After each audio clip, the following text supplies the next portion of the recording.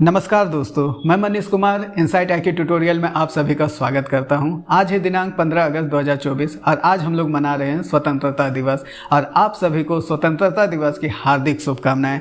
आज के इस सेशन में हम लोग करंट अफेयर से कुछ वैसे प्रश्नों पर चर्चा करेंगे जो पिछले दिनों घटी है और आने वाले किसी भी कॉम्पिटिटिव एग्जाम में करंट अफेयर के दृष्टिकोण से इम्पोर्टेंट हो सकते हैं। तो आशा करूँगा कि आप वीडियो को पूरा देखिएगा तथा इस चैनल को लाइक शेयर और सब्सक्राइब जरूर कीजिएगा। तो चलिए शुरू करते आज के इस सेशन का सबसे पहला क्वेश्चन है, भारत इस साल कौन सा स्वतंत्रता दिवस मना रहा है? इसका सही उत्तर होगा 78वां स्वतंत्रता दिवस। भारत इस साल 15 अगस्त 2024 को अपना 78वां स्वतंत्रता दिवस मना रहा है।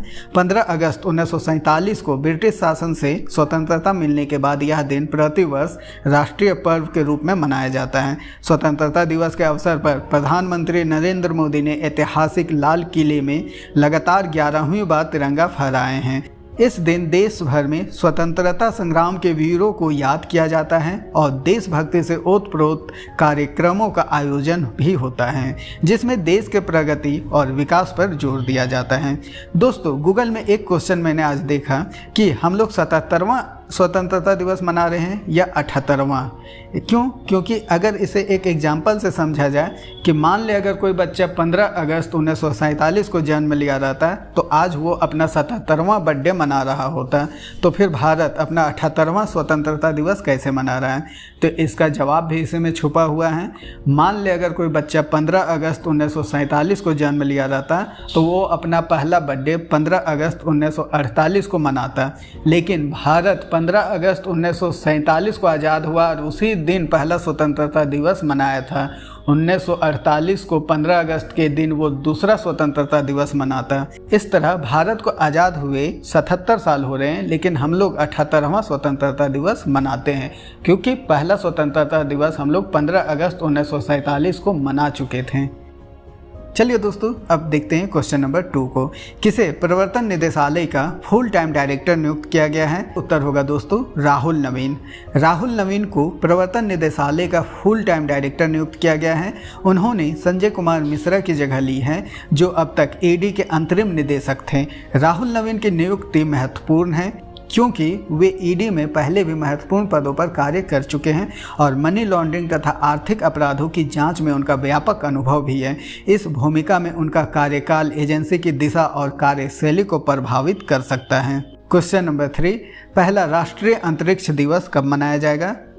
इसका सही उत्तर होगा 23 अगस्त 2024। भारत पहला राष्ट्रीय अंतरिक्ष दिवस 23 अगस्त 2024 को मनाएगा।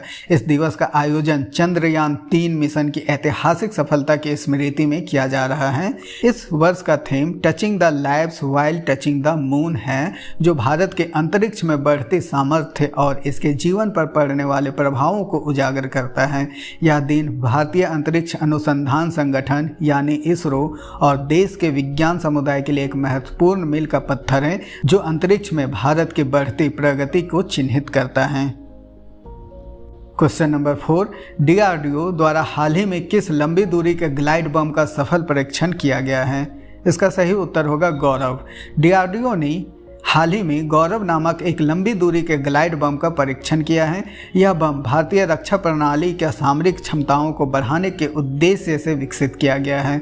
गौरव बम को दुश्मनों के ठिकाने पर सटीकता से हमला करने के लिए डिजाइन किया गया है और यह भारतीय वायुसेना के लिए एक महत्वपूर्ण हथियार साबित हो सकता है। इसका परीक्षण सफल होने से भारतीय रक्षा क्षेत्र में आत्मनिर्भरता की दिशा में एक और कदम बढ़ा है। क्वेश्चन नंबर 5, भारतीय वायुसेना ने किस बहुपक्षीय हवाई युद्ध अभ्यास का मेजबानी की? इसका सही उत्तर होगा एक्स तरंग शक्ति।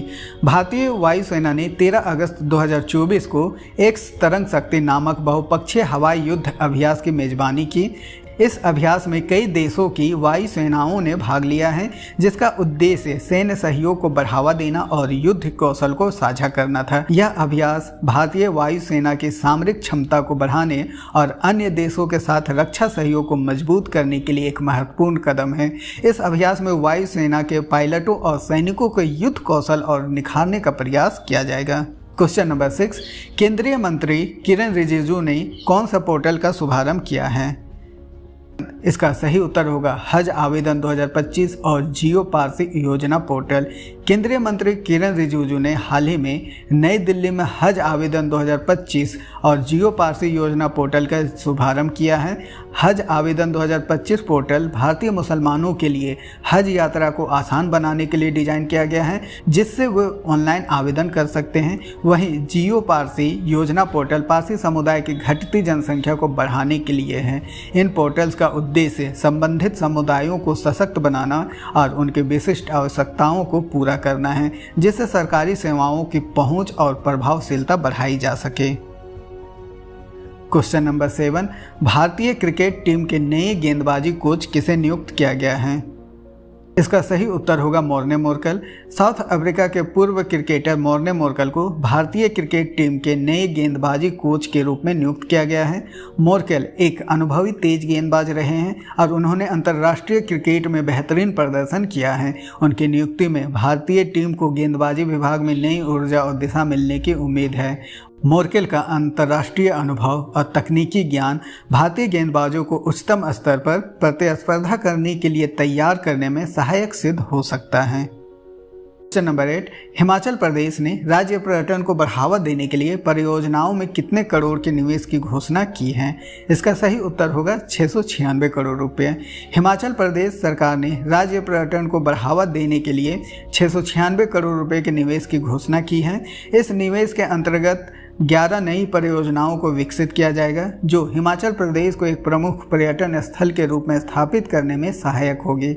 ये परियोजनाएं राज्य की प्राकृतिक सुंदरता को और निखारने और स्थानीय अर्थव्यवस्था को सुदृढ़ करने का काम करेगी।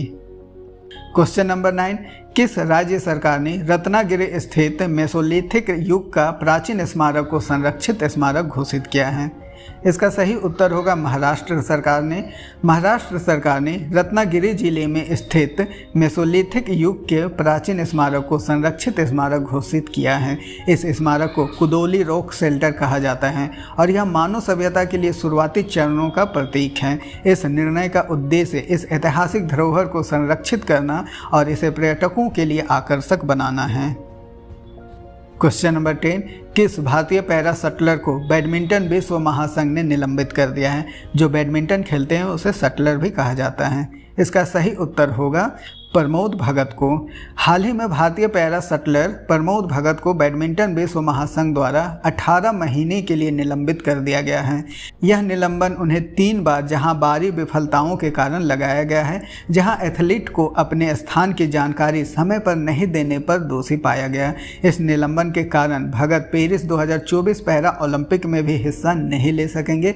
उन्होंने इस निलंबन को एक तकनीकी त्रुटि का परिणाम बताया और इसे चुनौती देने का प्रयास किया, लेकिन उनकी अपील खारिज कर दिया गया है। धन्यवाद दोस्तों। अगर ये वीडियो आपको अच्छी लगी हो तो चैनल को लाइक, शेयर और सब्सक्राइब जरूर करें। धन्यवाद।